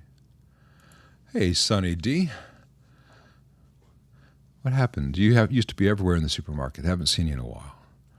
I have a vibroverb that on startup has a pop every 2 seconds and gets farther apart as it warms up. Checked all solder joints. Could be a filter cap going out. Thanks for channel. That is the sound of something warming up. I would suspect filter caps, solder joints, so you say you check those. And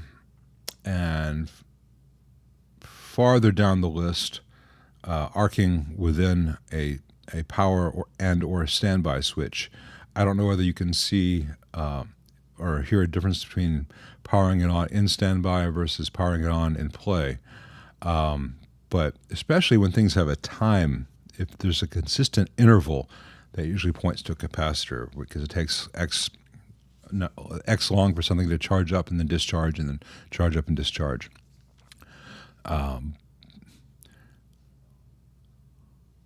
It could also just be a cracked solder joint. Now, sometimes in fenders, there'll be a crack inside a solder joint, even though you don't see it because the solder dome on the board is on top. But at the bottom, where wires come in from the bottom, that solder joint, that part of the joint can crack.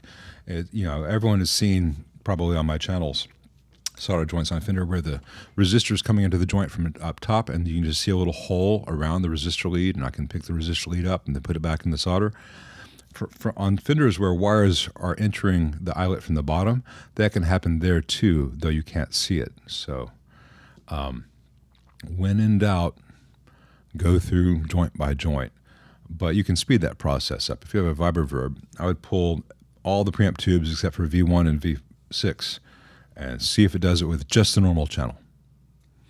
And if it does it with just the normal channel, then you don't have to look at everything in between V1 and V6. You know that's going to be probably in the output section. That's all I can tell you remotely, sorry. I wish I had all the answers, in which case I would be at the casinos.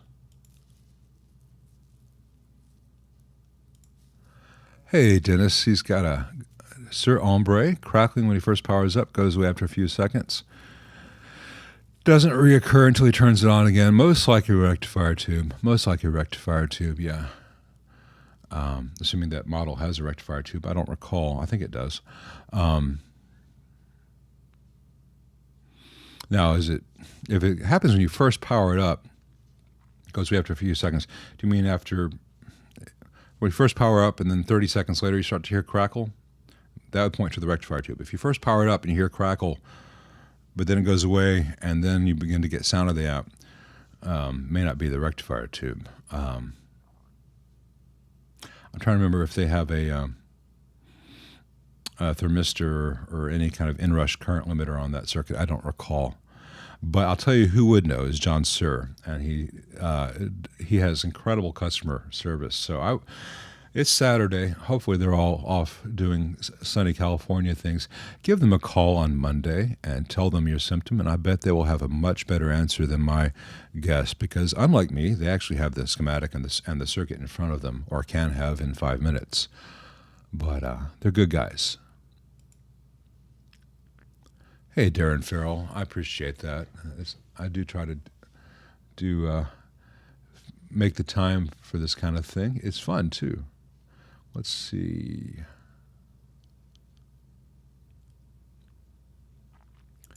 PF's got a 72 Bassman 100. Some tech murdered, and he loves the sound, but it doesn't match any schematic, and it's 50 watts, and he loves it. If you want to know what's in there, you need to take it to a tech who can open it up and trace it out. And the downside of that is any tech who's capable of doing that will be good enough that they're going to need to charge you for that. So if you really need to know, that would probably be something that I would charge $50 to $100 just to look at. But if you're happy with it and it sounds great, put that off until the amp needs service. At which point, find a tech who can take that amp in and say, "Oh, I know what he's doing here. I can see this." You don't want to take it to a tech who's like, "Oh, it doesn't look like a Fender from the thing I printed out, so I'll just change it to the thing I printed out." You need someone who can think like a designer, not just a copier and paster.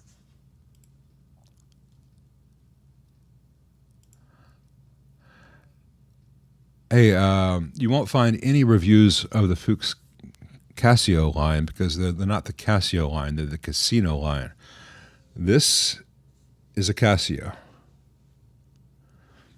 Casino is quite different. But yeah, they are PCB. They're a really good PCB. And I don't know whether that is a current model that Fuchs offers. And I wouldn't worry about reviews of the Fuchs Casino because reviewers are fickle, and I rarely see a guitar amp review out there in the wild that has any merit or basis in reality. Andy makes really good amps, and if you were to call Andy and the guys at Fuchs Audio and tell them the amp sounds you're trying to get, they may say, "Well, yeah, the Casino might be good, but I think you might prefer this." They can help you, and they can answer all your questions. But he's not using PCB in any bad way. He's using it very well, and it means that he can sell a fairly complicated circuit within a relatively small amount of real estate without charging you a ton, because to hand wire a Dumble style circuit costs an awful lot. So he's automating quite a bit of it, and there's no real downside to it. And if you play one and you love it, it's a good amp. I like all kinds of music, country and western.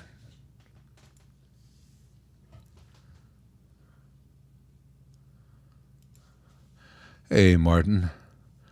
And a daily cap. Yeah, ooh, yeah. There's a couple orange combos these days that have one filter cap that comes out of the chassis. And I always like, oh, that's one beer away from disaster. But yeah, if you get a good shock, you will remember it. If you get too good a shock, you won't remember anything.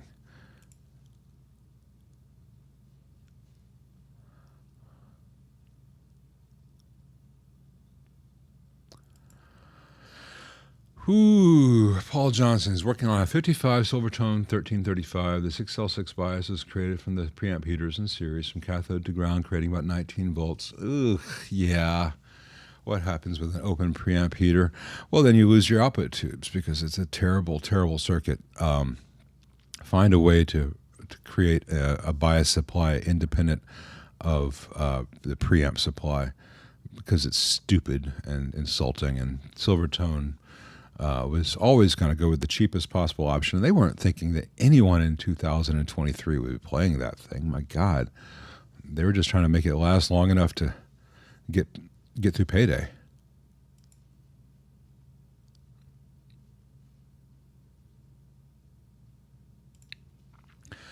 Hey, just in case, I suspect that may not be your real name, and that your avatar there freaks me out. Can we just all take a moment to look at that avatar? No, that's a whole bunch of nope there. My opinion on the original YGM3 is not one that many Canadians have endorsed. The YGM3s that I have had in have been terrible, flimsy, bad designs, lots of faults, lots of poor structural choices, with a truly crappy speaker. And I am told by Canadians that earlier YGM3s were quite lovely, and the ones I had were later not so great runs. So I don't know because I am not yet in Canada, and I've only had experience with a few YGM3s, which I would not recommend. I had one guy he loved it. He wanted it made really great. I said, "Are you sure it's going to cost like $400 or $500?" He's like, "Yeah, that'd be great.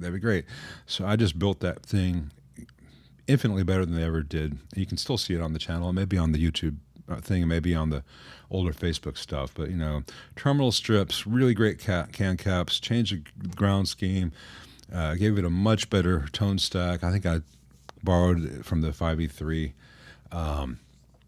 It took out some of the settings that could sound bad, gave it a proper ground power cable and real fusing and everything. And at the end of the day, it sat in the store for like 6 months before he picked it up, and he was so mad because I charged him like $400. And I'm like, yeah, I told you it would cost that much, and you approved it before I did it. And so that also put a bad taste in my mouth for the YGMs. Hey, Todd. He's got a 70 Silverface Deluxe Reverb. He wants to change the speaker. What do I recommend? I've got several videos on the channel showing different speakers with deluxe reverbs. The Blue, the ET65, the Veteran 30, the G12H30, the ET65.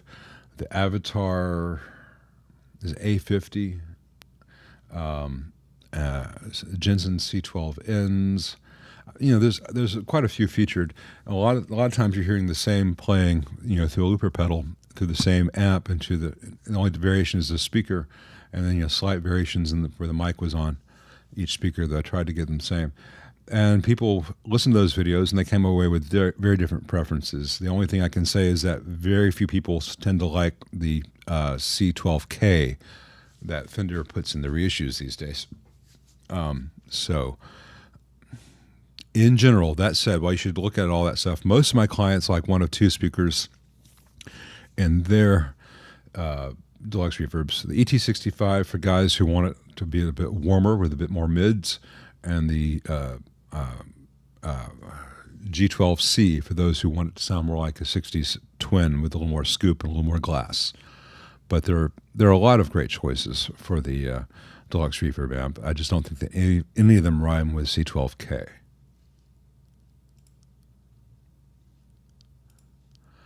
Hey, Lambus, I have no problem with a small 5 to 10 watt tube amp that only has a master, tone color, and gain control. My only thought is that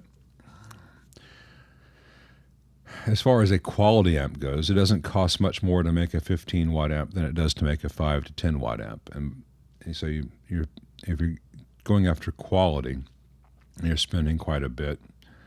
A lot of the times it makes more sense to me to go for the louder amp that could also be used live, that could still be used for home practice. The exception would be that if you have like a beautiful sounding 68 Vibrochamp, or if that Swart Atomic Space Tone just really floats your boat and you never need to gig with it, or if you do, it's just going to be a jazz gig with the drummer has brushes or something.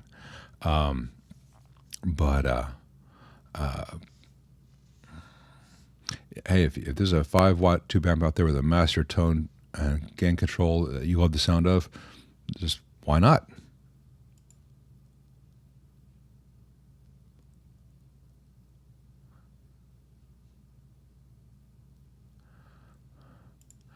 Hey, Chris, I have thought about how to understand your amp tech in terms of terms, like you mentioned.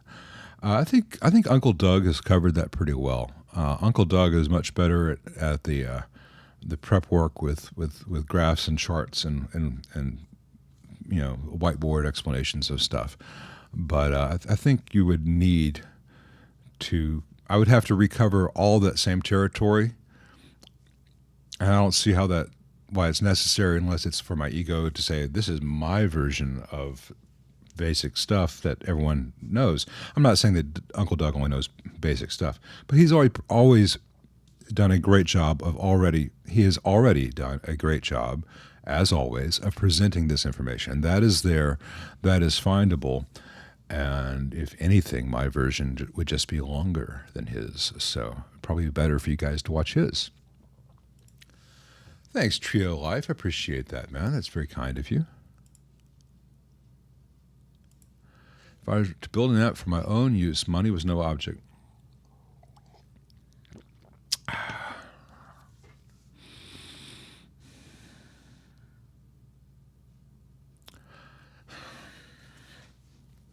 I've debated this. I could build an amp that to most people would be like the world's greatest Marshall and the world's greatest Fender all rolled into one. But I increasingly find that it is much better to have an amp that is focused on one thing. So if money was no object, I would build multiple amps for multiple purposes.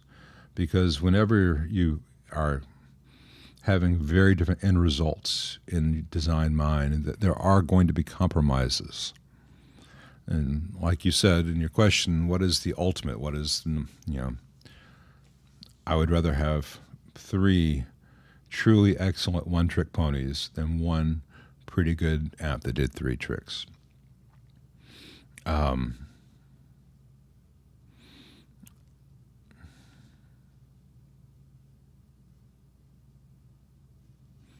I'm not sure how much time to spend on this. I don't want to get sucked into talking about myself too much on these because people are waiting to have their amp questions answered. But I like so many different amps. There's not one favorite. I'll tell you one thing. It would not be point-to-point or tag board. It might be eyelet or turret. It might be PCB, but it wouldn't be true point-to-point because I'd want the amp to keep going and be serviceable down the road. It would probably have fewer features than most people expect from a high-end amp, and it would probably be the kind of thing where you wouldn't really need to adjust the knobs a lot. And it's funny how much work it takes to make an amp that just kind of sounds good wherever you put it versus one where you've got to dial it in. And we'll continue that in other talks. It's an interesting concept. I want to get through some of the other questions before we end for the day. Well, OH, I don't know what volume pots are in your SG, so I don't know how to match if I don't know what pots are in your SG. The first thing you need to do is find out what pots are in your SG. And if they're CTS, buy CTS with the same taper. If they're Gibson will be glad to sell you something. You'll pay $30 for it, but they'll be glad to sell you one. But I don't have enough information to give you the answer. I'm sorry.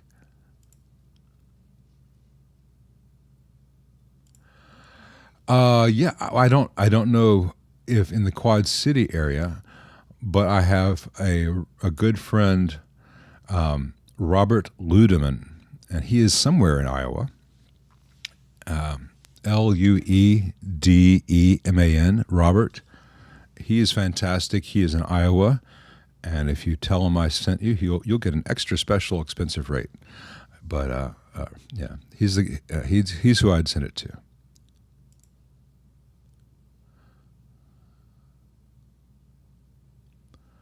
Let's see. Hey, Skip Ray, Blast Boat. Celestion Alnico blues are fantastic sounding, but they're not for everyone. And like everything good in this life, people mythologize it sometimes too much. See what you think. But the nice thing about speakers is if you can find someone who's got one, you can usually find a way to hear your amp through it before you spend on it. In general, a Celestion Alnico Blue is an expensive speaker to put with a 5-watt amp. Hey, Wayne, Memphis Mojo, you're going to be reunited with your Super Reverb later this week. I'm just trying to get rid of one little weird artifact kind of sound in the tremolo on this. It may need a new roach. I don't want to give this back to you unless it's just perfect. I don't know that I've ever offered mods for the Blues Juniors. I've made changes to the ones that have come in, but I will not be accepting them from out of town. And soon, I hope to never have to work on a Blues Junior again. But I have told everyone in the videos what to have done. I don't need to do them myself. Well, I'm looking forward to you hearing it too, or I want to get you over here to play that thing. Whether you want to make a video for everyone is up to you, but I want you to come down here with your guitar and sit here, and we'll play that out together and make sure you're real happy. That was to Wayne, since I didn't say so.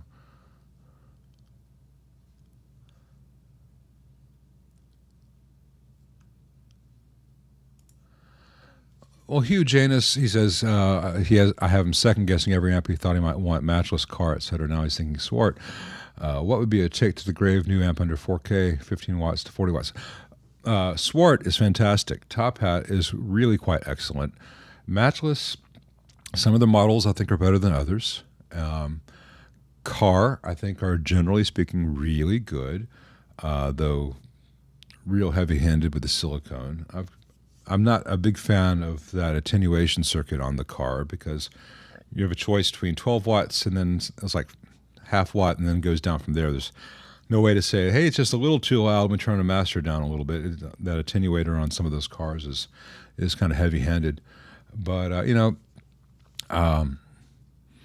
but the other flip side of that is I can't tell you what amp to spend money on, that much money, without knowing more what you want, because a matchless typically sounds very different than a car, sounds very different than a Swart. So you need to play a whole bunch and then, look at the various videos I've got up on the channel and see if it got a thumbs up or a thumbs down or what little issues you found. Like on this matchless Lightning 15 yesterday, I showed that one of the tube socket heater connections had never been soldered from the factory, but I didn't make a big deal about it because it was a small, understandable human error in an otherwise well-built amp, and I thought that it was unlikely for that to affect that many of Matchless's total production. That's probably a fairly rare fault for a Matchless. I didn't make a big deal even out of that Keps nut coming loose, though I did show the fix for that. And just put a little paint or nail polish on that nut so that it won't vibrate loose again, because that could be a severe problem. And that's probably why that JJ EL84 died. I think one of them did have an intermittent heater connection, which meant that when one would stop working, the other one would get all the current, the bias designed for tube. So when the heater would cut out on the second valve, the first valve would be idling at 200% dissipation. The valve whose heater was not being affected, was not cutting out, was the one that had the darkening of the plate. But I think I was pretty honest about the fact that the face plates always warp and crack. What's up with that? And I have other companies come in using similar looking face plates, and they don't do that.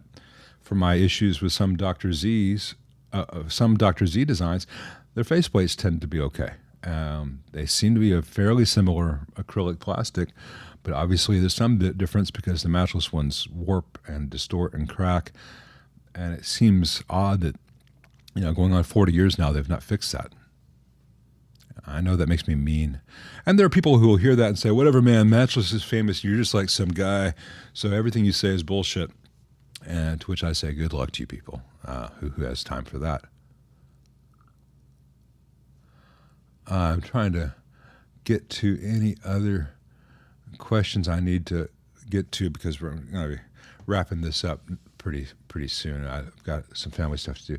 I have no experience with the Marshall Astoria, sorry. Supro reissue amps are garbage. Yeah, never buy a Supro. They're really terrible.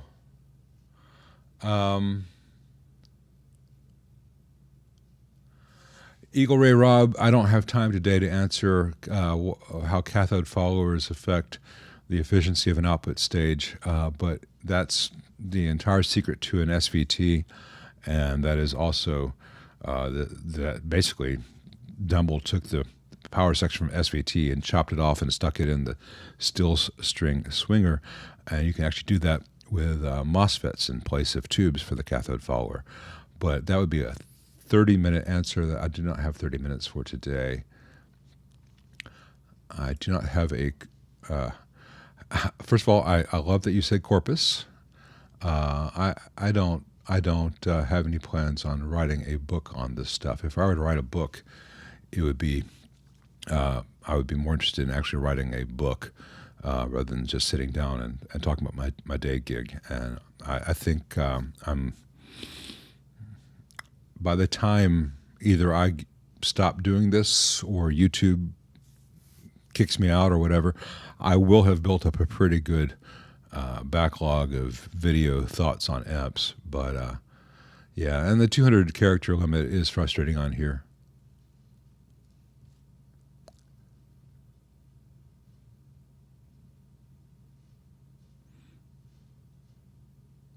Jatoka, 50s and 60s amps, it depends on the brand.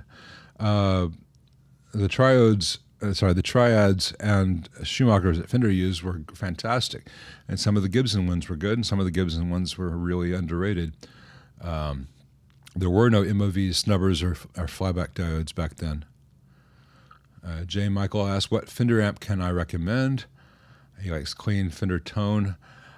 Go play a bunch of them because they're all different. A Super sounds different than a Twin, sounds different than a Vibrolux, sounds different than a Pro, sounds different than a Deluxe Reverb, sounds different than a Princeton, sounds different than a Bandmaster. I cannot tell you which one you'd like the best, but if you're just starting off and you want something where you just cannot make a mistake, and it sounds, no offense, it sounds like you might be towards the beginning of your guitar journey, a Deluxe Reverb reissue would probably be a fantastic jumping off place. And if 10 years from then you find yourself specializing in super reverbs, that's great. No good player has ever been hampered in his or her progress by playing a Deluxe Reverb. You'll be able to get a lot of great sounds, even if they don't ultimately end up being your favorite ones. But for the price and the performance, it's just fantastic. Thanks, Rob, there in Olive Branch. Good to see you. Appreciate that. I have played Quilters. I do not find them close to Fender sounds. Many people like them. I do understand the utility of carrying them primarily as backups for gigs in case someone's tube amp fails. But I have not compared them to all the alternatives on the market these days. I would have to have there were probably like 20 different products in the market, all promising to do the same thing. And I could do that review and then I get accused of tube bias. I reviewed the Dream by Universal Audio, and people told me I didn't know how to dial in a Deluxe Reverb. That's one of the frustrating things about this, is that people will find one video of mine, and they don't know the context of 900 videos, or if you look at my vintage Fender playlist, and they say, well, this guy doesn't know what he's talking about, because I don't spend 10 minutes saying, I've been doing this for 30 years, blah, blah, blah, blah, blah, blah. Or I'm not playing whiz-bang guitar shredder stuff. I'm just saying, hey, this thing, when you do a double stop, it just kind of sits there, or there's no overtone, or, the snap feels weird, which is not impressive for people looking for whiz-bang guitar stuff. But I get called morons for the videos other people love. I just can't worry about it at this point. All right, so we're back to Tornado Pudding. So let me scroll down and see if there's any super chats I've missed. Well, I try to answer every question regardless of whether it's a super chat or not. If someone has done a super chat, then I feel an obligation to answer that. I know that could be a slippery slope going forward, where it ends up being one more channel where everyone has to pay to play. But it would be rude of me to take someone's super chat and not answer their question. But that said, is 15:11, is 3:11. We've been doing this a little over 2 hours.